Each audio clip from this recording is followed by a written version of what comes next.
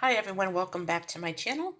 I want to stock up on some soup, and I just want to have a nice supply of soup readily available in my refrigerator that I can heat up anytime I want something hot, something nutritious, and sometimes I don't want like sweets and stuff. I just want something warm in my belly and something that tastes really well. So this is a quote-unquote recipe, and I will link it in the description below. I will step by step let you know how I made this soup, and this is I think this is the most extreme soup that you can make. A hearty soup, okay? So you can just make broth, but I'm talking about a hearty soup, something that can sustain you and hold you in place of a whole meal instead of meat, potatoes, etc. The first thing I always do is I always get my crock pot out and any saved vegetable ends that I have, and I fill up a baggie with those in the freezer. And when that baggie is full, usually it's a gallon, then I make some broth. So I took out just some to make one crock pot of broth, and I used this little gadget to get all the vegetables out.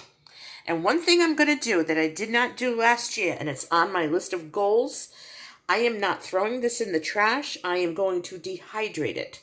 And then I will have a vegetable soup powder. And I'm going to let you know how it comes out when I do it. So that'll be interesting. Instead of just having broth all the time, you can just grab some of your own powder that you made and make some soup with that. So this is a 4.5 quart crock pot. I think it is. I'm going to add some onions that I had chopped in my freezer, 1 clove of garlic, and you can use anything, any kind of vegetable you want. I am using dehydrated zucchini that I grew last summer, and I dehydrated it, and it doesn't look like a whole lot, but this is going to plump up, and it's going to end up being pretty substantial. I do have more, so if it doesn't look like it's going to be too hearty, I could use more. So I'm just going to go ahead and dump all that in. You know, it's not easy doing this all by your lonesome, but here we go. Okay, I will get the rest of those later with a spoon. Give that a stir. And this is a very flavorful broth. I want this to be a tomato-based broth, so I got this at Aldi's, and I mean, they used to be really cheap, but these little cans of tomato sauce now may be up to like, I don't know, 60 cents a can or something. Okay. I mean, I'm going to make this whole pot of soup for literally a couple of bucks. I'm just putting in a splash of salt, a splash of pepper. I'm going to give it a quick stir. Now, anytime you're dehydrating something, it's good if it just sits and fully dehydrates, and you can see how much you'll end up getting. I am going to add some pasta to it, but not yet, because when about a half hour before it's done, I'm going to be adding some of this. Somebody brought me a couple of boxes of Suddenly salad mix, and I don't really care for it, but I kept the pasta for, you know, just to be frugal. So I think I'm going to add some tricolor pasta to that later on. So I'm going to just let this cook. I'm going to also add some dried parsley that I have.